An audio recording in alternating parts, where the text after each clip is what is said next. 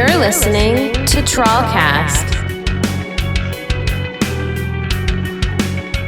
What's up, everybody? Welcome back to TrawlCast for episode 31. I'm Seth McClellan. I'm Sean Matthews. We are excited to have an awesome guest on this week's podcast that is actually from a brand new recording project that is partially local to Maine, but also partially not so local. The project is named Black Rabbit Holes.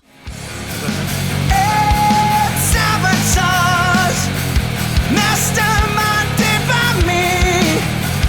Don't ask me why, because there's nothing wrong, but I'm not fine. There's nothing wrong, but I'm not fine.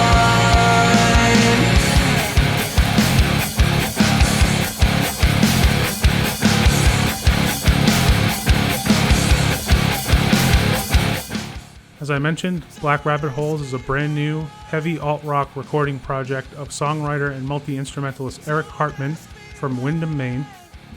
This first iteration of the band features singer-songwriter Kyle Castellani, formerly of the California-based band Neural, which was signed to Hopeless Records in the early 2000s.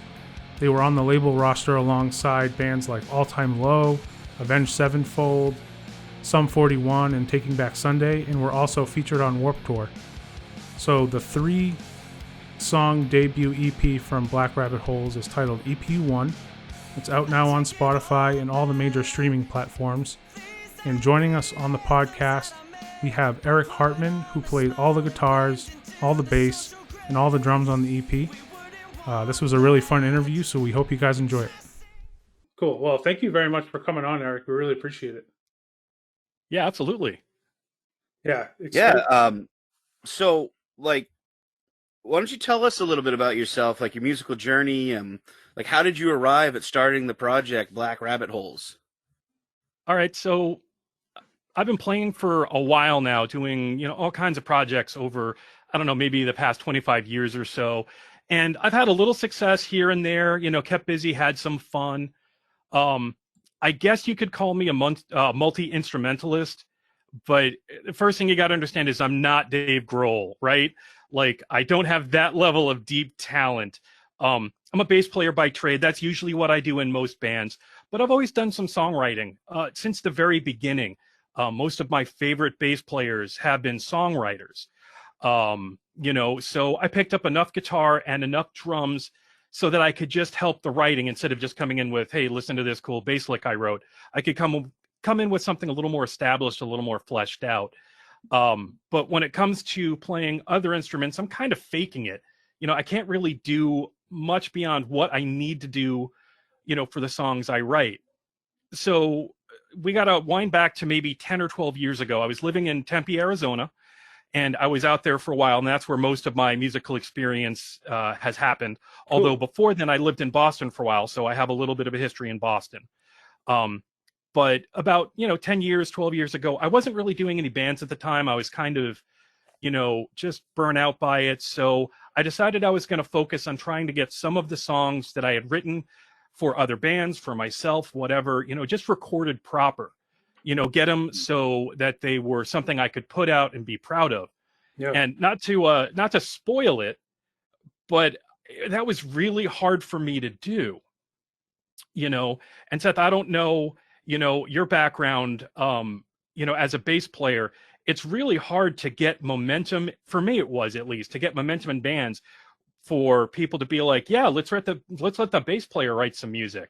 That's true. Yeah, that's a true statement. And in previous bands, I've had been lucky where we had a very democratic process, and people always shared ideas. But it's hard to start a new song with the bass traditionally. Right. So if you're coming at it from the angle of, here's this idea of a song I wrote on the bass, it's a little hard to see through the full vision of it just hearing the bass line a lot of times, unless it's a song that has a lead bass line. It needs some support by guitar and drums to really make it get the idea across, I guess. Yeah. Right. So, yeah. So I think I just got to a point where it was like, I was kind of done trying to like shoehorn what I was doing into the bands I was in and I wasn't really interested in trying to maybe get a new project started around these songs. So I just said, you know what? I'm just going to look at these songs for what they are. I'm going to try to flesh them out as I can so that hopefully it gives players that I bring in enough information to get started, and we'll go from there. And so in Arizona, I started this and I had a ton of close calls, right? So a lot of setup, and then things started well, but maybe they didn't finish great. And then I would repeat that and things would start well and not finish great. And it was just this cycle where I wasn't able to get things over the hump, get them to the finish line, So it was just depressing. And I kind of just let go of it for a little while. But then about 8 years ago, I moved to Maine. Tempe, Arizona it's a wonderful place. It's a college town, a lot of diversity, a lot of fun stuff. I really enjoyed living there, except for two things. Well, more than two things, but the two major things that I'll talk about here. The heat is it's terrible. You don't know heat until you've done 122 in August, and it is just miserable. But I had a kid, and Arizona schools, the public schools, are super hit and miss. So we decided, we're going to move to the East Coast. It's where I grew up. I grew up in New York, spent some time living in Massachusetts, really kind of love it. And I loved living in Massachusetts. So tried to find a house in Massachusetts, didn't work, too expensive, looked here, looked there, wound up in Maine and loved it. And I really enjoy living here. So I got here, 8 years ago, whatever, and I was pretty burnt out on the original stuff. So I said, you know what? I'm just going to focus on like doing a cover band or cover bands for a while, keep it light, make a little coin, no stress, because, I don't know, it can be so much drama in originals projects, people sort of trying to, mark their spots and elbow and egos. And it's just like, you know what, we'll just do a cover band. And okay, fine. So one of the cover bands I did was a band called The Geeks, and boy, it was super fun while it lasted.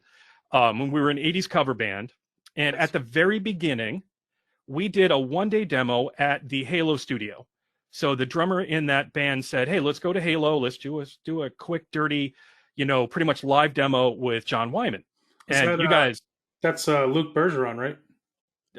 Actually, before then, it was Marty Noyes. Oh, cool. At the time. But yes, so you know Luke. So Luke replaced Marty in the Geeks. And Luke is tremendous. And I'm sure at some point I'm going to work with him on some original stuff. Yeah. He's great. He's amazing. Nice guy. And what a drummer, man. Holy crap. Yeah. So we went in, to the Halo. And Halo is, it's right around the corner from my house. It's like 10 miles away in Windham. And man, I was pretty much blown away. So it's a great studio. And I wasn't expecting that in Windham, Maine. I don't know why I wasn't expecting that, but I really wasn't. And, John he's a real engineer. And you guys know. Yeah, absolutely. Yeah. It's such an unassuming studio for, being in Windham, Maine, and, working with Wyman.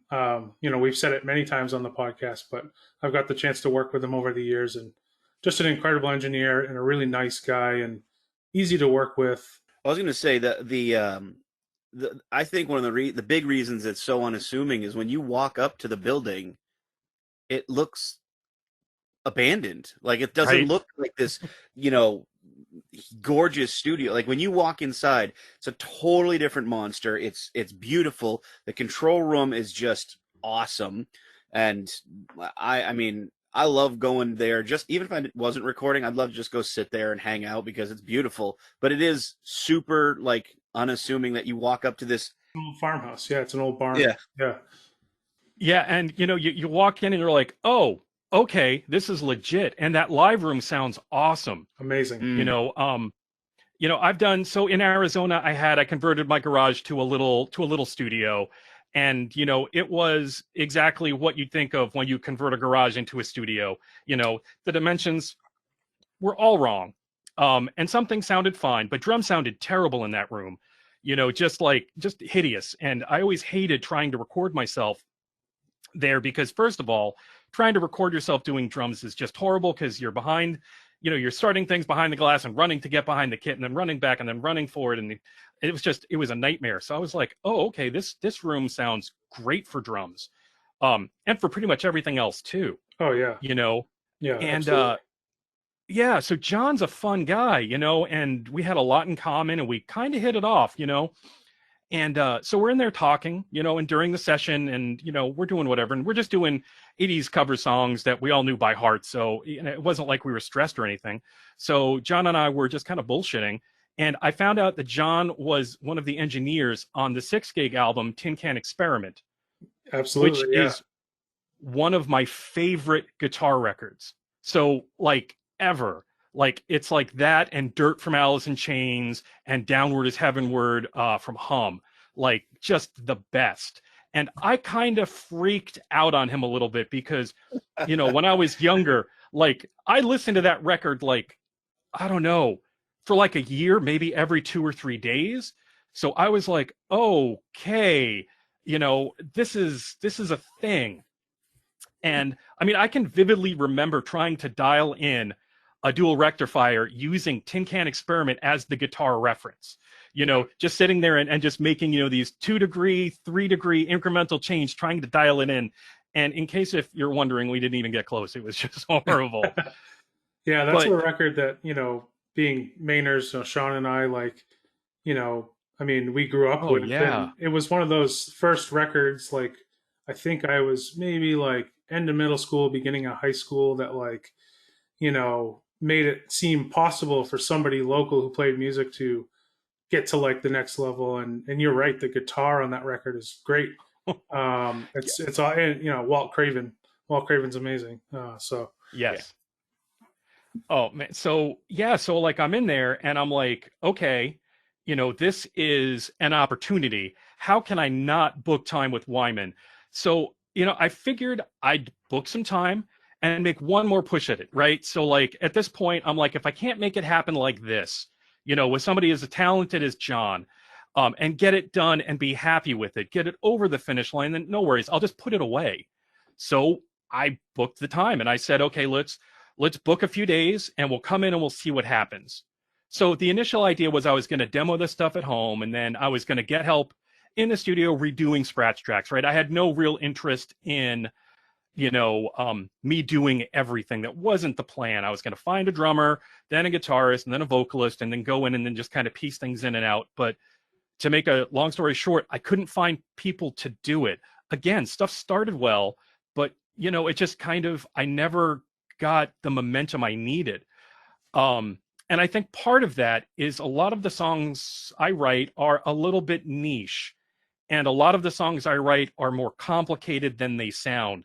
Some are a lot more complicated than they sound. And I think maybe I tend to burn people out on that. Like, I don't know, but I booked the time. So I was like, fuck it. I'm just going to go in and I'm going to do what I can with John. And I'm going to hack at the drums and I'm going to hack at the guitars. And then I'm going to slide through the bass. And then we'll figure out the vocals. And man, it was a challenge to say the least. But you know what? John kept me on track and we got it all done. And it worked barely.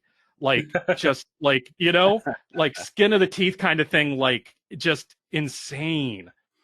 Well, that's But that's we- interesting that you say that, because listening to it, I've always kind of been a believer that like you can usually tell if like one person recorded like all the music, or because you kind of have this mindset, and like no matter what instrument you sort of approach it that way, and sometimes it sounds a little stale, but like I have to say that on these songs, if you wouldn't have told me that you recorded all three of the elements of the music, I would not have guessed that. And it doesn't sound stale. It sounds, great. Honestly, I mean, the production is amazing. The parts themselves are awesome. So like, kudos, man, because that's something that's not easy to do. Not only to do it, but to do it well. So, Well, thank you. So first thing I'm going to do is give a lot of that credit to John. One of the big reasons I went into the studio was, before then I'd done a lot of sort of tracking things on my own at home. And, I just would get lost in, when is it good enough? Is it good enough now? Is it good enough now? Do I need 111th take? And John was really good at a couple things. And the first thing was saying, you got to move on. And I'd say, and he'd say, no, you got to move on. And then also, he is the king of massage, man. And, I'm not going to, pretend like every note on that record is like me playing like organic and straight. We did the cheating we needed to do to make it sound right. Yep. It's not horrible. Like the drums weren't programmed and we could have. Boy, that would have been a whole lot easier. But I play enough drums that, I could do it. And John was instrumental in making that happen. We got to the end of it. And I have to admit, it was way better than I thought it was going to be. Like we listened back, and at the beginning, I'm like, I don't know, maybe this is a demo. Maybe this is just me taking a vacation, spending a little money, having a little fun. But then it was like, no, okay, I think, I need to finish these, And I think that's one of the things that I was missing, sort of going into it by myself or even with other people. It was just, somebody getting it sounding the way that it needs to sound. So I could be like, okay, keep pushing. I didn't get to the spot where I let it stall. And, that was huge. Yeah. And Wyman's a great project manager, and you're right. He keeps the session on track, and he also is a great motivator for, like you said, helping you to get the best out of yourself and truly be happy. And I think one of my favorite things ever is, after you're tracked, a little bit of time goes by and Wyman works on mixes, and then there's that day you go back into the studio and you hear them for the first time. Yes. In the control room, and it's like that's it's so memorable, like just standing there and listening to them for the first time, because Wyman's mixes are incredible. Yes. Yeah, absolutely. There is something kind of magical about standing in the middle of that room during playback and just being like, wow, this sounds real, where it's like, you said earlier, like 6GIG was one of the first bands that you heard that you thought, oh, okay, maybe this is something I could actually do. But then you get to the spot where you go and actually do it, and you're like, okay, I think maybe I actually kind of did it. And there's always room for improvement. I mean, listening back to the 3 songs recorded, I've got, dozens of things that if I had gone back now, I would have done different.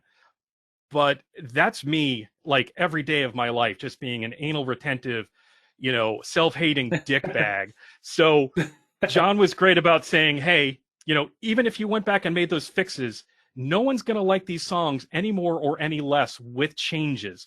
It's good as is, just it's done, go home. And for me, that was a huge thing, because like if I was doing it myself, I probably would have stayed at it for longer. Yeah. Now, I will say that if I had a nickel back for every time John said again, man, that session would have been free. No, exactly. So we got all the instrumental tracks done, and it was time to do the vocals, and I had done some scratch tracks, and I'll be honest, they sounded pretty good. I've sang before in cover bands. I don't love my voice. That doesn't mean I can't sing, but when it comes down to it, I hate listening to myself. And Sean, I don't know if that's something that you have, where it's like you listen back and you're like, God, I'm hot trash. Oh, you are hitting it, dead center, nail on, right on the nail head. Like every time we start writing a song for Trawl, I get the vocal. Like for me, I don't know if this is for anyone else out there. For me, I get the chorus first. So when I'm writing, I wait for the guys to kind of set up. Okay, here's the verses. I'm like, okay, whatever, yeah. Get to the chorus, and then they're like, all right, here's the chorus, and they start playing the chorus. I'll get that done first. And I'll kind of branch off from where I want to make the story culminate there. So I kind of write backwards.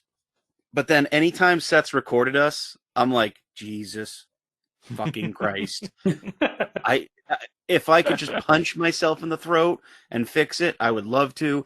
And then like going into Halo and working with Kevin, he was like, oh no, man, you're great. I'm like, no, that sounds like shit. Like, what are you talking about? And he goes, no, man, you got it. And I can't stand the sound of my voice, but people seem to like my mouth noises, so I'll just go with that. I think you sound great, but I mean, I so feel you on that, where it's like, I got to the point where some of these songs are pretty old, and I don't want to, Yeah. say how old, but some of them they've been around for a while. And I just decided that I didn't want to listen to myself, whether or not I got good feedback on it. I just decided, you know what? If these songs are too niche and I don't find an audience, and really I'm the only person that I've done this for, do I want to listen to myself sing these songs in 5 years? And I was like, no, I don't. And it's funny because that's actually, so I don't know if you guys have seen the video I did for Evil Threes. Yes. But that's the reason that I don't have my face in the video, is because I decided I didn't want to look at myself while editing the video. Like literally, I'm like, am I never going to look at this again if I have to look at my ugly mug? So Yeah, no, I feel that too, because Yeah. I've done a music video and it's like, why did I sign up to be the main, like, oh God. The focal So now I point. gotta, Yeah, the focal yeah, point main of the focal band. point. I look like an idiot the whole time, and it's like, I love the music video. I think it came out great, but then I'm sitting there going, I look like a fucking dumbass. Oh my God. right. Well, it's funny about the Evil Threes video because it's not immediately apparent that that all of the musicians in the band are you, especially where the head's cropped off. So like There's it's some almost cool panning. Yeah, there's some cool panning effects that kind of, you get a glimpse of like a jawline or like a brow shot, and you're like, is that the same guy, or yeah. So are they brothers? it's a little tricky too because like at first glance you're like, oh, this could be 4 different people. This could be a full on band. So it's kind of interesting in that way too. But very well done. What's up, my friends? This is Vinny from Diana Drive, and you are listening to TrawlCast. Everything is gone in your hometown. You're alone now. It's a ghost town. Everything is gone in your hometown. You're alone now. It's a ghost town. I wanted to ask about Kyle Castellani because I know that you got to work with him on the vocals. I was wondering how that kind of came to be because he's all the way out in California, so there must be a story there. Yeah, there is. So Kyle used to sing in a band called Neural, which is a great, like, 2000s Hopeless Records band. I mean, they were actually signed to Hopeless Records, and they were a super good band. Really great band with an even better singer. And they had 2 records, The Weight of the World and Entitlement. And I bought both of those records, played them all the time. I still have them. And true story, Weight of the World is literally in my car right now. Nice. And they kind of had that sort of pop punk, like emo kind of thing going for them. And, it's of its time, but I still find it like it hasn't gotten dated like some of those older acts have. And I think part of that is because of Kyle. Kyle, damn, he is a good singer. Really is. He's got, yeah. Absolutely. And I fell in love with his voice from the first time I heard, I think their first single was a song called The Curse. And it's got that, early 2000s emo thing. And, it's phenomenal. But then he starts singing and it's like, God damn. It's a mix of power and control. And he's got such a sense for melody and drama. I mean, he's just great. Now, before I forget, I want to take a minute to push Kyle's YouTube channel because he did great work for me. And I will be in his debt. So everybody should go and check him out. Even if you don't like what I do, I can't see how you won't like what Kyle does. Beyond what he did in Neural all those years ago, he also keeps busy with solo work. So he's doing new stuff. And a lot of it doesn't sound like Neural. It's more sort of pop oriented, and spoiler alert, it's just fantastic. I mean, it's really great stuff. Yeah, I'll agree. I went on to his website actually and listened to a couple of his more recent singles. There's one that's like a straight up pop, it's like an amazing pop song. I was like, wow. And then there's another one that I think he's done some acoustic stuff and really, really great stuff. The guy is a phenomenal singer. Yeah, he really is, and the sweetest guy to boot. So what happened is, on Facebook one day, just kind of poking around, and without any intention of doing anything, I see his name pop up in somebody else's link, and I'm like, man, why does that name sound familiar? Because you don't hear too many Castellanis, out there in the wild. And I'm like, right. I know him from somewhere. So I Googled it. I'm like, oh, it's that dude from Neural. So I friended him on Facebook and he accepted. And we just got chatting one day. I'm just like, I love what you did in Neural, and because I was reminded of this, I went out, checked your newest stuff. It's fantastic. So I just pitched it. I said, hey, you want to do any work with me? And he said, sure, why not? And I was like, what? Okay, let's go. Awesome. And yeah, it was tremendous. And I think that this material is a little bit out of his comfort zone, but I like where it all wound up. And to be honest, it sounded, obviously I'm going to say it sounded better than what I sang. But I don't think that's just because I don't like the way I sing, the way I sound. I think it's because he brought a different sort of approach to it. He's got a different delivery, and it sort of redirected the songs a little bit into something a little bit different than I thought they were going to be. And I loved it, just fantastic. Yeah. But yeah, I've never met Kyle in person. This has all been distance work, right? So, it's just us messaging back and forth, swapping lyrics back and forth, swapping vocal takes, doing video calls, whatever it takes. And, I'm used to that because it's part of what I do for my day job. So, like I said earlier, I haven't worked in an office for, maybe like 10 years. Wow. So literally I just, walk up the stairs, and if I don't have a webcam, I'm in shorts and a t-shirt every day, and I do my business. So for me, this is supernatural. Yeah. So it was neat. It took a little time to get into it, but Kyle's such a pro that, once we decided on, what he was doing, it clicked in.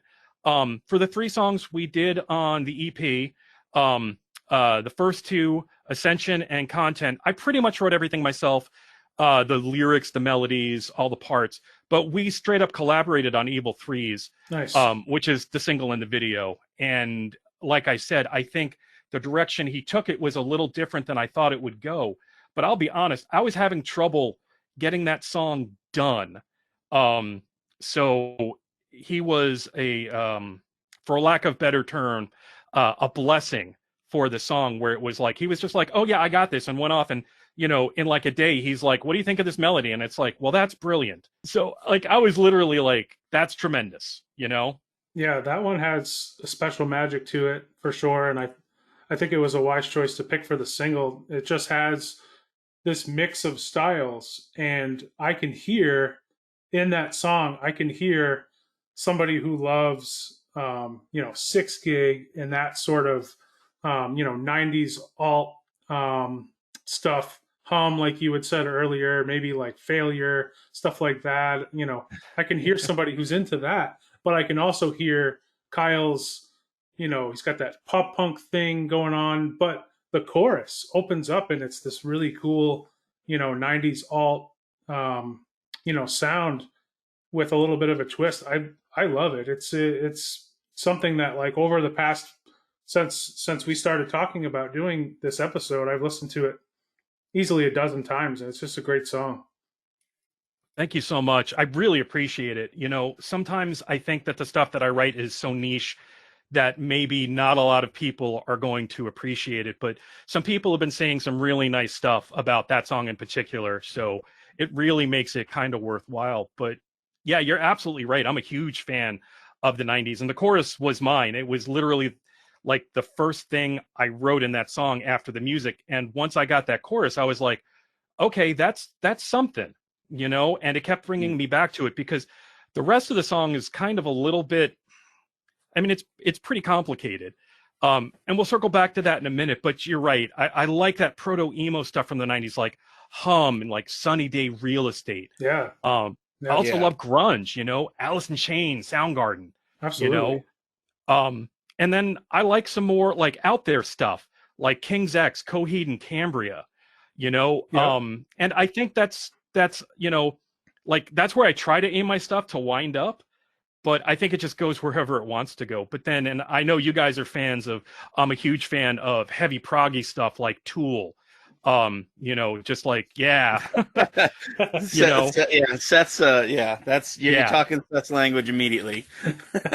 And yeah, I love that stuff. I like, odd time signatures. I like weird chords. I like weird riffs. And so far as to, I can even admit that I'm a pretty big Dream Theater fan. More back in the old days, but I can still get into them now. I like a lot of that musician stuff. Yeah. But, I've got a little bit more of an ear. Like, I want to hear a little bit more melody sometimes. I'm not against like that pop stuff. And that's one of the great things about what Kyle did. Now, it's funny because, people will tell you when they listen to your songs, they'll tell you, you sound like blank. Right. And, it's always funny because the two that I get the most is I get Linkin Park and I get Deftones. And I'm like, man, I don't hear those at all. But that's not to say that I don't love Linkin Park, because I do. And that's not to say that I don't love Deftones, because obviously I do. It's Deftones, right? Yeah. But like in my mind, like Evil Threes is like, it's got more Rush, I think, than anything else. Like, and not 70s Rush, right? But like 80s and 90s Rush, like Limelight or Animate or whatever. It's got the weird time signatures, the odd chords. But once we got Kyle's melody, like Test for Echo era or something. Yes. Yeah. I love that era. Yeah, and Rush is one of those bands that, you've got people who are like, yeah, once they hit the 80s, I stopped liking them. But for me, Rush, once they hit the 80s, I started to love them. And I love the old stuff, like 2112 is great. All that stuff is great. But for me, it's like when they hit, subdivisions, it's like, oh, okay, he's not singing about some weird, Fountains of Lamnath or whatever. This is we're going to sing about something I can pick up on, which is, high school's terrible and it's hard to live. And it's like, oh, Neil Peart he's speaking to me now, as opposed to just telling stories of witches and stuff. And again, I put on that old stuff all the time, but like that made a huge change in me. And it's like, wow, these guys are honest and these guys have great musicianship, but then they took it in a different direction. So for me, like the 80s and 90s era stuff, there's no reason for me not to love all of it. Specifically the 90s era. I love that era. It just, and the more modern stuff they've done, like even as far up as, the Clockwork Angel stuff, it's just so good. Clockwork Angels is a great record. And you know what? I love the Vapor Trails record now that they remastered it. Yes. Yeah. It's got some great songs on there. And it's like, I remember listening to that in my car when it came out, and it's like, wait, Neil Peart's doing double bass? Of course Neil Peart's doing double bass. Why wouldn't Neil Peart do double bass? It's like, it's just like, he's what, 50, and he's like, yeah, check this out. I can do this, Oh, okay, man. That's awesome. That is incredible. I think Gateway got their hands on some of that stuff. I can't recall which specific records, but I know for a fact that Adam Ian mastered some of their live DVD performances and a few of the more recent records, I'm pretty sure. And Adam stays busy, and he actually did the mastering on my recording. And I still have to be honest, I was surprised that I was surprised he took the work. You know what I mean? It's like, he's like, yes, he's putting up his tweets, mastering Shakira today. I need new storage for all my Grammys. And it's like, yeah, I'll master your 3 little songs. And it's like, that's tremendous. I'll always be appreciative that, he took time out of his schedule doing, not that what I'm doing isn't real work, but what, the other stuff he does is, it's Grammy winning stuff. Yeah. And that's just tremendously nice that he sort of pitches back in and he's like, yeah, I'll do your 3 songs. Absolutely. Hey, he's always been that way for, the last decade I've known him. Any project that we had, you email him, you usually get an email back, within a couple of days. Yeah, sure. Absolutely. Happy to work with you guys. Like, that's amazing. I mean, like you said, at the caliber they're working, to still be totally nice and accessible to local people is awesome. So. Yeah, absolutely. We got Evil Threes, and it's got a lot of weird time signatures, odd chords. But he did such a great job with the melodies that I think it's hard for most people to actually hear what's actually going on behind it. But if you clap along, I'm telling you, you're going to be surprised how much fuckery there's in there. You know, it's not quite Dream Theater, but it's pretty stupid. You know, and I've had a number of people, you know, say, you know, when they listen to it, they're like, "Oh, it's a pretty simple song. It's pretty straightforward." And I'm like, "Man, that's Kyle tricking you," you know. And it's kind of interesting. Well, Those drums. Yeah. I think that's a sign of a good song as well, because, you know, a song that doesn't sound complicated because, you know, it's comprehensible to people. People can listen to it and get behind it, even though it has a lot going on. You know, is kind of a magic trick in and of itself, because, you know, it's like the Beatles, you know, like some of that stuff is like, Yes. there's a lot going on, but it sounds very simple and everyone can get behind it. I think that's the true thing that's hard to do. It's really hard to pull off well, you know. I've always been a pretty big Soundgarden fan, and I always loved that, you know, they can trick the plebes with My Wave, you know, which is in 5/4, or Spoon Man, which is in 7/8, or whatever else they want to get into or do.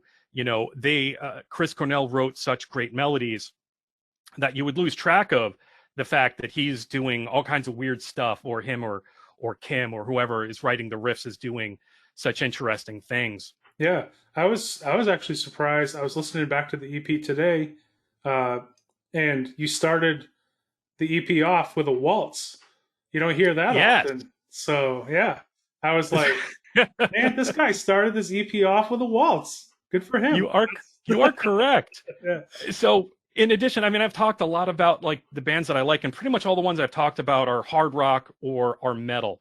But I have an admission, which is not like this, that I don't believe in guilty pleasures. But I'm a huge Toad the Wet Sprocket fan.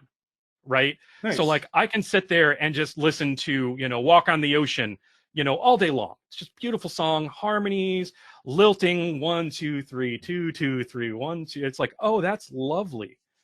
And I think that song was kind of me shoving like a Toad the Wet Sprocket feel unintentionally in with like almost like, I think like maybe like a Jeff Buckley or like a Sarah McLachlan kind of melody. And again, not really hard rock bands, but, you know, two artists that I love because, man, they write melodies. You know what I mean? Just these beautiful, beautiful melodies. And it's like, you know, God, I want to do that. I can't sing like that, you know, I mean, at all, ever. You know, and I mean, Sean, I'm sure you get that sometimes where it can feel a little weird when you're trying to write something, not necessarily in the style of, but you listen to him so much that it comes out and you're like, okay, maybe that's a Sarah McLachlan, you know, melody. I don't know. Right. And then it's like, you know, I was gonna say the like sometimes just writing a vocal melody doesn't necessarily come as easy as people think too. So prime example, our song Ghost Pepper Cantina, that song literally probably took me 2 months to come up with something to do for the vocals. And then it was like, you know what? I'm going to do a carnival barker and just call it good, because I couldn't quite fit what I wanted to do for the melody into the verses. So I was like, fuck it. This is where we're going. So I understand that. Yeah. It's a process.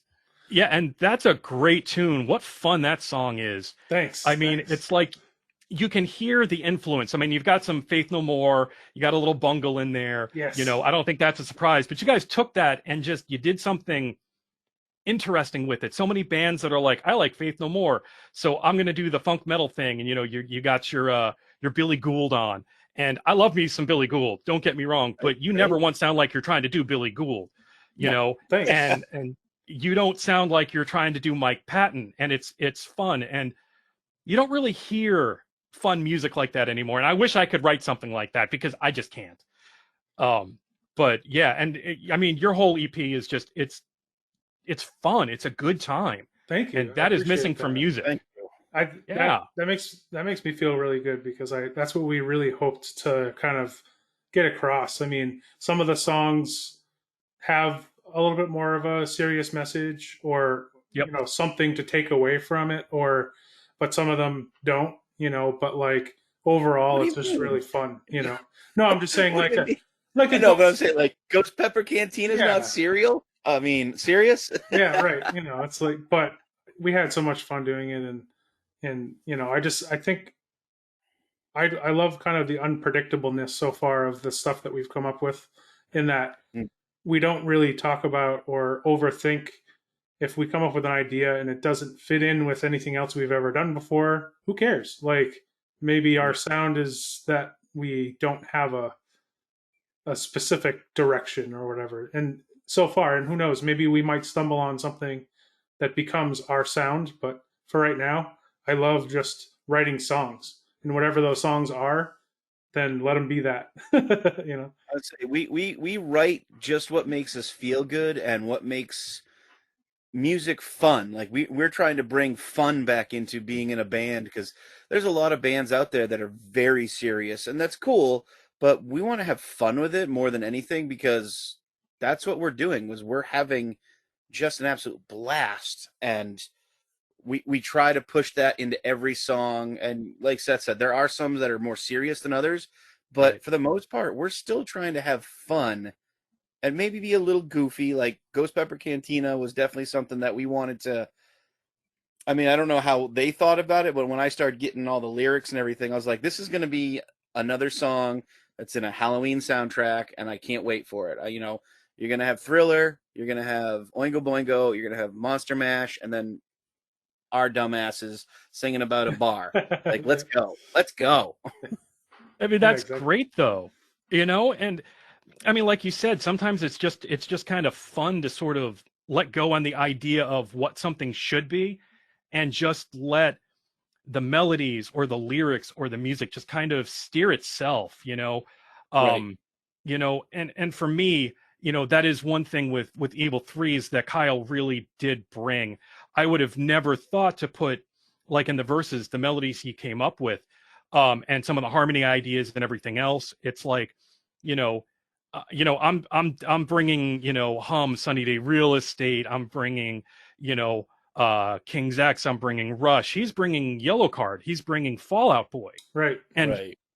how can you beat like a song like Ocean Avenue, right? I don't own the record. I can sing every word because that the lyric and the melody is so good. Or Sugar I'm Going Down. It's like, say what you want to about Fallout Boy, but man, that song slaps. That's what Yeah. the kids say, right? Yeah. Yeah. Actually, it's funny you saying that, because Seth and I were messaging each other before tonight, and Yeah. I think literally verbatim, we were talking about the EP, the 3 songs, and let me pull up my messages here, because what I said to Seth was the wait, where'd it go? Oh, there it is. Ascension just slaps. Very clean. Like, that's it, because as soon as I jumped into that song, I was like, wow, like this just absolutely, like, to start off the EP just like that, and it's super clean. It sounds so crisp, and it just slaps you in the face, and you pay attention. Because I was, trying to do 10 things at once, and all of a sudden, like, I stopped and just was listening to that song. I was like, holy shit, this just literally, it slapped me into just fucking focus, just pay attention to what's going on in front of you. Yeah, absolutely. Thanks, man. It's an absolute banger of a song. I think Evil Threes is a great choice for the single. I think Ascension absolutely is the fucking, it's that exclamation point, like Bomb Track off of Rage, like that first album. When you hear Bomb Track hit, you're paying attention. When you hear this song Ascension hit, you're paying attention. It literally catches everyone's focal point just like that, and they're there. And that's exactly what I did. So I mad props to you. It's unbelievably good. I love it. Oh, man, so now you're going to give me a big head, because I can literally I literally remember the moment that I bought the first Rage Against the Machine record and put it on a bomb track. Boom, boom, boom, boom, boom, boom, boom, boom, boom, boom, boom, boom, boom. Right. So it starts, right? And then and then it hits. And I was just blown away. But First it catches you. That's the thing. It caught you. When you hear that, you're like, the hell's going on here? Like, that's how I felt when Ascension, because I'll be completely transparent. I have not had a chance to listen to the full EP until today. And I was literally talking with Seth, and all of a sudden I was like, all right, I'm going to put it on now. I'm going to make sure I get a fresh listen. And like I said, I was doing like 4 or 5 things at the same time, and I just stopped. I was done typing on my computer. I was done writing notes. I was done, and I just sat there and was looking at my phone like, what is going on? Like, all my attention, bang, right to my phone. My phone was just on Spotify playing the EP, and I was just like, I'm enraptured. I think this is fantastic. Like, this is the way you start. This is the way you start an EP. What's up, guys? This is Will with Twin Grizzly, and you're getting nuts with TrawlCast. You mentioned a couple times that you do voiceover work. I don't know if you're able to share. I don't know what kind of client confidentiality there is when you're doing voiceover work, but like, is your voice on anything that like we might recognize out there? Maybe. So my actual day job is I do e-learning as a graphic designer. That's my day gig. So I put together training for people to be presented over the internet. Cool. And a lot of what I do is it's like corporate training, like sexual harassment or software training or, whatever it might be. I also do some stuff for some school districts across the country, which is more interesting than this. And I've been doing this for like 20 years, a long time building these trainings. Now, at some point, I was working a job where an audio talent, a narrator, right? Because these trainings have, they've got images, animations, text, and they've got narration where people tell you all about whatever the topic is. So a narrator was supposed to come in for a session and just flaked and just didn't come in. So somebody's like, you can read. You sound like you have a voice. Get in the booth. And I said, fine. And I sat there and I read the page and I didn't do a terrible job. So I kind of kept doing it. Now, at some point, and this isn't because of the pandemic, but at some point, because e-learning is kind of something that happens, it's distance learning, right? That one of the jobs I worked at said, you don't need to come into the office. You can do this at home. And I said, oh, really? Perfect. And literally, I haven't been back into the office since. It's been like 10 years, which is amazing. That's awesome. So I get these jobs sometimes that they pick me to do the narration. So I read my little script, welcome to the state of whatever, training course on blank. And you read it and there's a bit of a pace and a pattern to it, but it's really reading words, editing mistakes, send them in, you get paid. It's my favorite part of the job of all time. Like, I don't mind the rest of it, but that stuff, it's good pay. And literally, I just sit in front of my computer and read. And I mean, you can't ask for a better or easier job. That's amazing. I'm fascinated. That sounds like a calling. That's Sean. I would be into that. I'm sitting here leaning forward, like, keep going, keep talking. You're going to talk me right out of my warehouse manager position. Because I said we've had a few guests on here that say we got good voices for radio and whatnot. I definitely have a face for radio, so add the voice along with it. It's perfect. Yeah, you're preaching to the choir there. Now, the interesting thing is that I work with my wife. Cool. She works at the same company as I do. She works full time. I'm just a contract employee. So I work when they have the need for me, which is usually quite a bit. But interestingly, Kyle also works where I work as a voiceover artist. After we started talking, nice. He's like, what do you do for a living? And I told him, and he's like, do you know I do voiceover?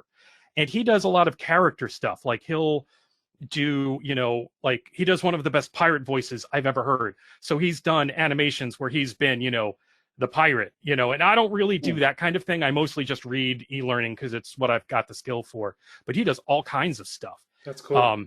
And he's tremendous at it, and it's interesting where, where you find people to do things in the most unlikely sort of situations. You just, hey, I like your voice. Hey, do you want to record? Hey, what else do you do? And then it's like, oh, you do that? We need that. And our clients love him. He's got such a great voice. He sounds like he sings. I mean, he's in his mid-30s and he still sounds like he's 21. Yep. So he's got this youthful thing, and I'm starting to get the old white man voice, which, is fine, I guess, but he's got something different and a lot of our clients love it. So it's kind of tremendous. But, it's interesting when I was, sort of prepping for this, I actually had to ask my wife what the last project was that I read for, because when I read, I don't pay attention. I just read. You focus on pace, you focus on pronunciation, but I don't learn anything. And she's like, well, it's that nursing staffing software. And I'm like, what? And I had to go look it up because I forgot. And sure enough, it was training people how to use nurse staffing software, and it's like I have no recollection of it. And that's how you know it's a good job, because at the end of the day, you don't remember anything. You know? That's amazing. Yeah. You're like, you literally led the training for all of these people to learn this particular thing, but you don't know anything about it. That's awesome. Oh, I glean zero from these things. I literally don't know. I literally forget I did them like 2 days later. They're like, can you do it? You know, they'll come back with fixes, and I'll be like, which course? What was it about? I don't know. And I get into the script, and it's like, oh, I guess I did it. And then literally the technology has gotten so good that if I have to make a fix in the middle of a sentence, I just record the middle of the sentence, copy and paste it in. I'm so lazy, you know, and you can do it now and people don't know. Nice. My problem would be I'd be so into reading everything that I would read it a bunch of times, and then I just start retaining all the information. Like, it wouldn't matter. Like, I would know the exact, lift procedures, and I'd know it all just because I'd retain it, because I'd just be so engrossed in it, and then be like, why do I know this random set of information? Oh, it's because I did that thing. Like, damn it, I didn't forget about it. Like, I didn't file it away properly. It's really interesting, because people always say to me, they say, that sounds like such an interesting job. You must learn so much. And then I tell them I learned nothing, and they seem disappointed in me. And it's like, no, it's just, it's in one eye, out the mouth, and it's done. You know, it's in and out. And then my mind just says, I don't need to remember this, not a single bit of it. And then, yeah. So, I mean, you could be reading government secrets or something, and you're like, I don't know. And I've done courses where it's, high level, weird government stuff, like that. And you got to sign disclaimers and waivers, and you've got to get background checks. And I don't remember any of that stuff either. So there's like not even anything that I can be like, haha, I have the deep knowledge. I have no knowledge. I got nothing. Yeah. I have too many cobwebs in my head. I'd retain too much of that stuff. And the thing is, I wouldn't retain all of it. I just retain some weird shit, like a couple sentences, and be like, why do I know the key code, procedure for this government building? Like, I've never been to this government. I just remember that part. I wouldn't remember anything else, but I'd remember the weird parts. And it would show up in Trawl songs and stuff. Yeah. Oh, absolutely. There'd be some real weird lyrics coming out, and Seth would just look at me like, "You all right, dude?" Be like, "Yeah, I'm good." Hey, bud, how you doing? You okay? You need a juice box? You need a juice box? Oh, God. This is Craig G from Thems That Wait, and you're listening to TrawlCast with Sean and Seth. Let's take a bite out of rock. Oh, yeah. So this week's What the Fuck question is, if you were able to, what kind of secret society would you want to start? Ooh, secret society. Yes, Skull and Bones, that kind of thing. What one would you want to start? And it doesn't have to necessarily be, related to, black rabbit holes or voiceover work, but, Oh, man. Yeah. That is a good question. So immediately I start thinking to sabotage and messing with the government and causing panic. But I think I'm going to go with something a little safer than that. I don't know. Maybe I would try to do some kind of couch level subterfuge where I picked something that I didn't like, and then those kids. What's that thing those kids did with the video games? Do you guys remember that?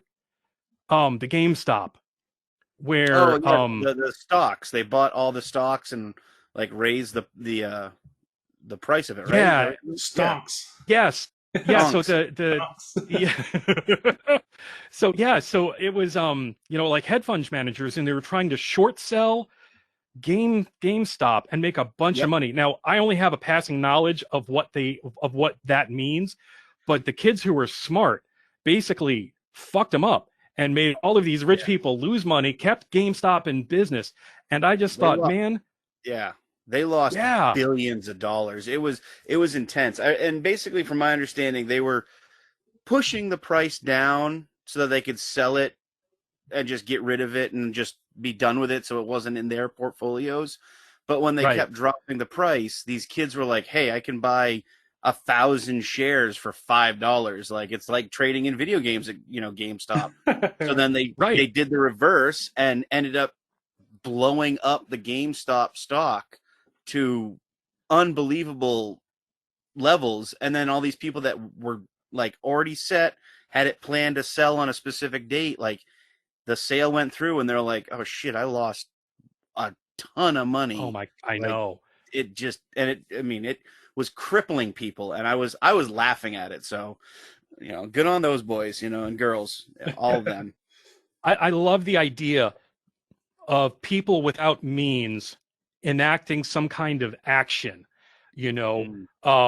where all they really have to do is get on their computers and, I think that's what I do for secret society. I would enlist smart people with sort of like-minded goals to help improve society in a way that was, not necessarily like, I mean, you see so many people and I'm all for people, doing whatever they need to do to be heard or to be, to try to enact change, but that's not me.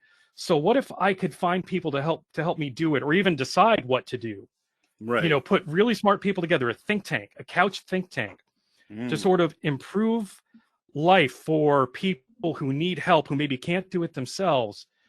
That would be interesting. I mean, I think it would take me a while to come up with some kind of plan that wasn't just me fucking around with, with things just to do it. I feel like a cat, swinging at a laser pointer. But man, if I could get some smart people, if I could get like, Neil deGrasse Tyson on my team, yes, and we could, just the smartest people who know stuff, and then they're like, well, we can do this or we could do that. Getting everybody in a room, even virtually, and coming up with ways to improve things that were, that next level of ingenuity where you don't need money to make something happen. You don't need power to make something happen. That's intriguing. Although having the money, like Elon Musk in there to kind of help bankroll it a little bit, if they listen to the podcast. So once you guys hit up Eric, let's get this working, Hashtag I'm ready to couch tank. I love it. I love it. Nice. Seth, what about you? Good question. Oh man, it's a really tough question. I think definitely something relating to music in terms of a secret society. I can't decide whether it's like a secret society of bass players or if it has to do more of like music industry.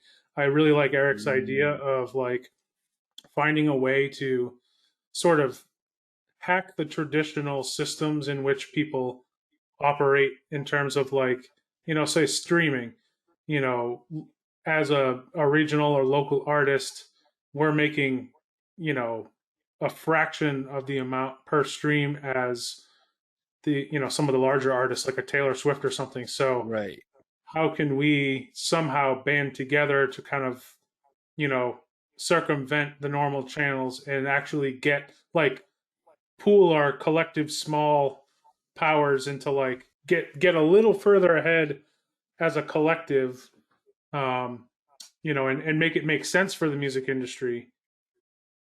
It's kind of a half-baked idea, but like something like that. Well, it's on the fly, man. It's not that half-baked when you've got like 2 minutes to think about it, Yeah. You know what though? I love that, and I'll tell you why. So, have you guys seen the Skosh video for Cleopatra Stardust? Yes, I have. That's a great song and album. Those guys are great. I don't think I have. Yeah. Okay, so that video is it is so good. I love it so much. And I watched it the other day and I looked at the play count and it was like at 152. And I thought to myself, this is a fucking travesty. It is. It is, yeah. Oh my. I've thought that about that before, like that album in general, like not many people know about that album. It's so fucking good. I'm just like, dude, more people need to hear this band. Like, oh my God. And so good. if you can find a way with a secret society to get their music in front of more people, because obviously they put a ton of work into the video. Like, it's so much, and it's so good, and I love it, and it's, for whatever reason, can you predict when something's going to go viral? No. Why didn't this go viral? I don't know, because I listed, out of those 152 plays they got, or whatever it was, I must have been 10. I came across this, earlier this year, and I play it like once every 2 weeks. I love it so much, and it's like, maybe that is a good idea, where, you can do a little secret society where you can find people who maybe aren't getting the views that they deserve, or getting the listens that they deserve. Yeah. I mean, there's something to that. I think, like, because music is unfortunately not a meritocracy. The best music in the world sometimes does not get heard because it's not pushed enough in a marketing capacity, or it's not getting in front of enough eyes because there's not enough money, behind it. But if music were a meritocracy and literally the best music was always the most popular music, it would be a totally different world, So how do we get, like you said, Eric, how do we take this band, like, Black Rabbit Holes, like, a couple of people have heard this project, not many. Hopefully after they hear this podcast, a couple of people will go check it out. But how do we, collectively help each other push something to the top, almost like Reddit style, like, just, one up it to the point where more people see it until it's and pinned to the very top, and then yeah, they can't get around it. They have to go through it first. Yeah. And I think that Maine is a great place to do it, because there really is kind of an absence of ego, generally speaking, in the Maine scene, where it's like everybody kind of wants to see everybody succeed. I haven't come across a whole lot of shit talking or a whole lot of, negative stuff up here, if any at all. And I'll be honest, the other markets that I've worked in, like Phoenix, it's cutthroat, yeah, a lot of nasty rivalries for no reason. And it's, people don't like each other because of whatever. And I don't get that up here. So maybe there is something to do that. I make sure to post on my personal page. I post that Scotia video, like once a month. I don't do it so much that people who are like, stop doing it. But it's like, I don't know how anybody can hit play on that and not be like, well, this is charming. This is, and then sit through the whole thing, because it's just like, wow, it's so unexpected and great. And I don't want to say cheesy, because that's not right. Because what they're doing is it's almost so cheesy that it turns elegant, Yeah. It's like and I just love it, and I just don't understand. So I don't know, maybe that's something to think on. I had a really good dad pun, and I held off. I held off on saying it. It now hurt. You got to bring it. You got to bring it. So you'd say they're Gouda? Oh, that's very good. Nice. Yeah, Cheesy, I'm a dad, you can tell. but also good. Gouda. I like it. Yeah, Gouda. How about you? Oh, no. How about you, Sean? What's your secret society look like? I'd tell you, but I'd have to kill you. No, I'm just kidding. I got this question set up probably, probably Sunday afternoon. So it's been a couple days, and honestly, the only thing I could think of would be something to do with like the Ninja Turtles and a way to kind of make them become mainstream again and bigger like they were in the early 90s. But I'm just crazy about Ninja Turtles. So, Dude, I love I don't know. I have nothing like deep and I'm just like, yeah, bring back the Ninja Turtles and make them good again. That's it. Hell yeah. And what's cool is, I mean, even though they're not probably as mainstream as they were in the 90s when we were growing up, but in the comics, I mean, there's some amazing Turtles, There's so many stories that they just never touched. And, Kevin Eastman's still going strong. I think Peter Laird's still doing it. You got local guys like Ben Bishop working on the Turtles books, so he's kind of carrying on the legacy of the next generation. Yeah, we could probably do a whole Ninja Turtles episode. We should probably We're gonna do that. have to. We're gonna Yeah. have to. Yeah. The problem with that is I'm gonna have to like rearrange my living room and get all my action figures out and like everything I have, and just kind of like put a backdrop so that you're just staring at it, Dude, and it'll literally yeah, be like the entirety of this wall behind me. You'll hate it because it's like it's aggressive how many Ninja Turtle things I have. nice. Oh. Jesus, I'm looking at a bunch of them right now. Dude, that's awesome. I wish I still had all of the Ninja Turtle stuff that I acquired over the years, but I literally still have Nintendo, like the original Nintendo cartridges of the first 3 games. They don't work anymore, but I still have them. nice. So That's awesome.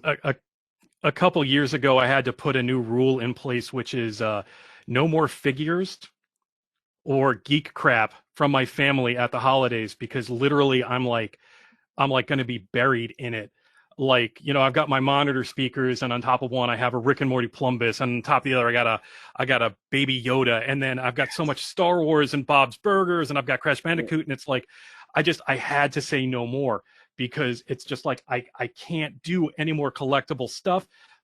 It's like, I have to stop. And I did, and I feel so good about it. But then you see new things and you're like, ooh, maybe I could make space for a, articulating Iron Giant.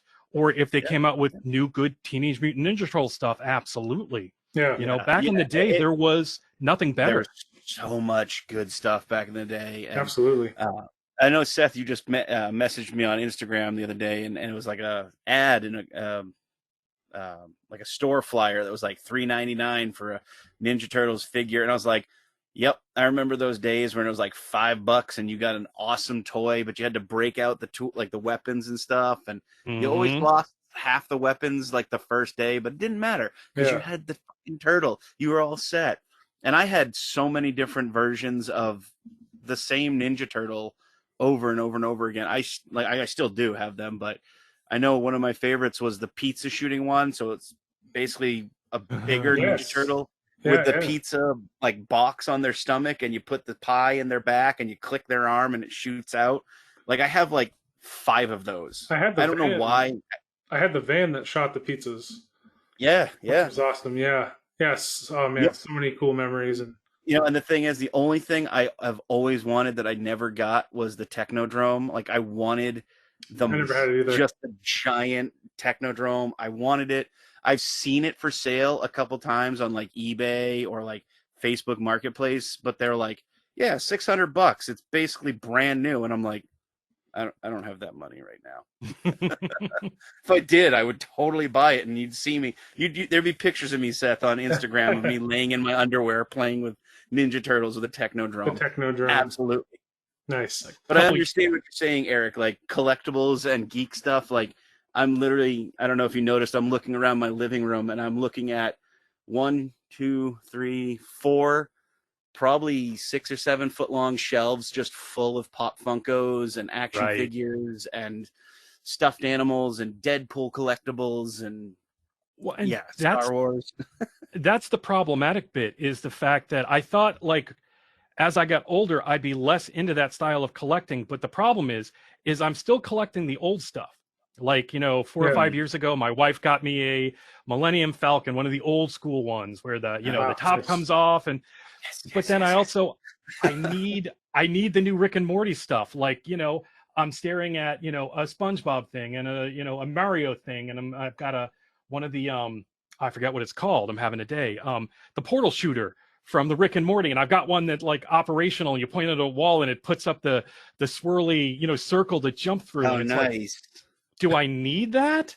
And apparently I do, because I love it.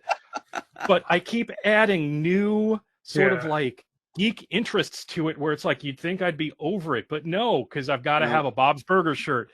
I've got to have this. I've got to have that, and it's gotten dumb. I feel that because I have collections of certain things that it was like I'm a huge Green Lantern fan, and turning around, like I collect a lot of Green Lantern stuff, and then all of a sudden it was like, well, my girlfriend liked Harley Quinn, so it's kind of branched out, and now I have like I literally see 1970s Green Lantern action figure, next to a bust of Raven from DC, next to a Squirrel Girl bobblehead, and I'm like, Nice. why the fuck do I have all this shit in my living room? Like, So I have no room for anything on my walls anymore. So I haven't said much, but a few years ago, my wife and I, we offloaded a lot of our collectibles, but we had a ton. We had, and comic books. Comic books was, we were huge into that, and I had to limit my fandoms to, the stuff that I was like really into. Batman.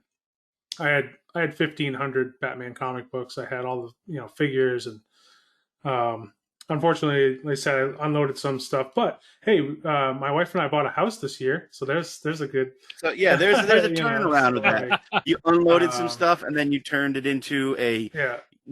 investment that's worth something in the Yeah. long run. But we are And lifelong collectors of things. Right now, it's vinyl because we just absolutely love collecting vinyl records, which is it's an obsession of its own. But we have to these days like pick a thing and limit it to that, because if not, it just gets bananas. I hear you, man. I absolutely hear you. It just gets out of control. And I've been really proud that like for the past 2 years, I've gotten no new crap except for the Baby Yoda, because I had to have. You have to. I had to have the baby. I had to. Gotta have. I just saw that and I'm like, when does that come into my life? And as soon as it was ready, I had it. It was great. Nice. That's amazing. Hey, how's it going, everybody? This is Shell from the band Stillborn Condition, and you are listening to the TrawlCast.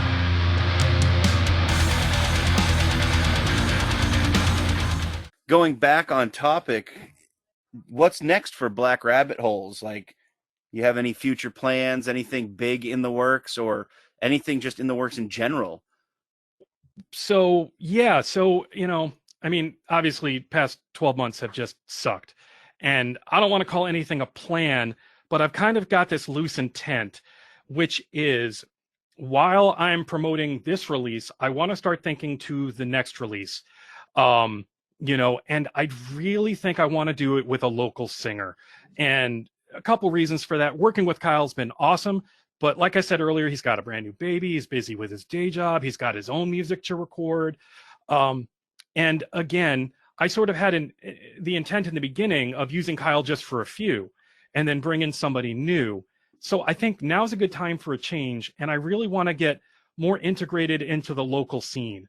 I've been in Maine for 8 years and, I did the cover thing, but that's not at all the same thing. And it was fun. But I'll be honest, that was mostly to make money.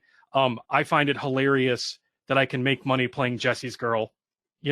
Like I've got no problem with that. And I can do that all night long. And if I'm getting paid $200 for it to play that and, Jenny or whatever, it's all good. But I'm a little bit past that now. Like, I'm not really that interested, and there's nothing to do with that right now either. Yeah. And I think that when this stuff comes back up, I'd really like to work the original stuff more. And I really want to work in a physical way with a vocalist, get in a room together, work through stuff. So I think looking for a vocalist in town to do the next batch is really what I want to try to do. So I'm working this kind of like a double dip. So I'm hoping that in every little promotion that I can do, I can also get ahead for the next piece and try to find somebody. But so much depends on Corona, like Right. I don't want to try to get somebody into something and then it's like, well, we can't get together or do anything. I'm 2 weeks out for my second dose, but even still, it's like, I don't want to get anybody sick. I don't want grandma to die because I had to record a song. You know what I mean? That's not okay. Yeah, of course. Yeah. So I think that's what I'm going to do is I'm going to spend some time promoting this, try to get some people to look at it, up my play count, up my watch count, try to find my little audience, whatever it's going to be, and then keep moving forward on to the next one. So I think I'm going to try to get interest, gauge people, and see if anybody's like, yeah, these sound great. Maybe we'll work together or whatever.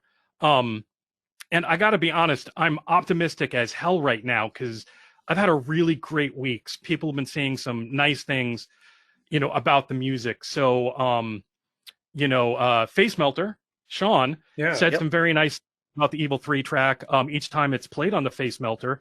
And, that's been wonderful. And I've had a lot of other really nice input from people who didn't necessarily have to say nice things. So I think a good way to end this is I'm actually going to read you a text I got earlier today, a Facebook message. And it's from Walter today, sent at 1:16 p.m. And that is Walter Craven, singer and guitarist from 6GIG and other projects, Awesome. who wrote, Eric, this tune is really great. Listening on repeat. Nice job. And I'm like, shut the fuck up. You got to be, the 6GIG thing is really what brought me into saying, okay, one more try. I'm going to get back on the horse. We're going to do it at Halo. I'm going to push. I'm going to finish.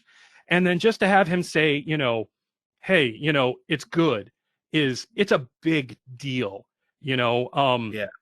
So Very I'm cool. feeling very grateful right now and very optimistic. So I'm just going to try to ride that forward and see what happens, and I mean, to be honest, if nothing happens, if I don't get another play or another view, I don't want to say I don't care, because that's not accurate, but Walter sending me this today really made a difference. Right. Calling him a hero, that's not really right. But man, I really loved that stuff. And I like his other stuff too. I mean, his newer bands are fantastic. Absolutely. Right. So to get feedback from him was just like, yep, okay, I'm good for a long time. And then whatever else happens, and I hope a lot else happens, but it's all gravy at this point. I'm taking the feedback I got, I'm gonna put it in the that feels great bank, and then, see what else happens. Maybe some of our listeners, if you're interested, to check out the project, Black Rabbit Holes, make sure you get right into it, listen to it a bunch. And, if you're interested, contact Eric. Maybe you're a singer you think you got what he's looking for. Maybe, we can help, spurn some people on to joining your project and, making some noise with us, Yeah, I absolutely appreciate it. Yeah. absolutely. And if you guys want to check out Black Rabbit Holes, it's on Spotify. I know it's on all of the major distribution channels out there for streaming. Also, the Facebook page, facebook.com/Black Rabbit Holes, to learn more about the band. And I know you're just getting started, man. I think this is a tremendous project. I immediately listened to it on repeat. And, that's not something that I do, honestly, with every local thing I hear.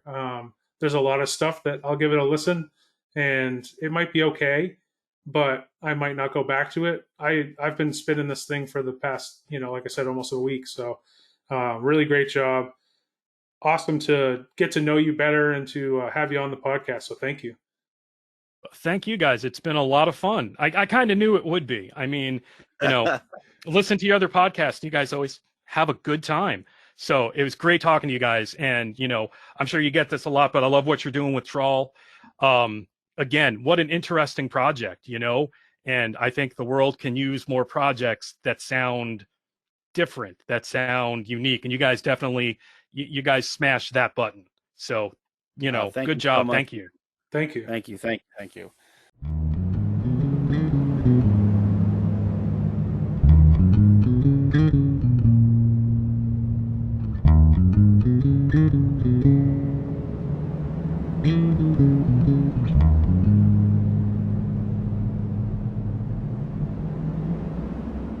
Thank you guys for tuning into TrawlCast this week. If you like what you hear, we are available on Anchor, Apple Podcasts, Spotify, and many, many more. So hit that subscribe button. As soon as a new episode drops, it will be there, ready, and waiting for you to hit play. We're also on YouTube. All you gotta do is go to youtube.com/TrawlPortlandME. We post music, videos, even the podcast there. Again, that's youtube.com/TrawlPortlandME. Want to find us on your favorite social media site? All you have to do is search for @TrawlBand. We're on Facebook, Instagram, and Twitter. Again, that's @TrawlBand. Would you like to send us a voice message? Maybe hear your voice on the podcast? All you gotta do is go to anchor.fm/TrawlCast. Have fun with it. We want to hear from you. Maybe you'll even get to hear your question or voice on the podcast. Want to get yourself a sweet sticker pack from Trawl and TrawlCast? all you got to do is cast a line to us at trawlband@gmail.com. Make sure to include your name and mailing address and a question you'd like to hear us answer. That way, we can send you some sweet Trawl swag. For more information about Trawl and all things Trawl related, all you got to do is go to www.trawlband.com. It's the website. We post everything there. Again, thank you so much for listening to this week's episode of TrawlCast. We hope you enjoyed it. My name's Sean Matthews. I'm Seth McClellan. And this has been TrawlCast. We will see you next time.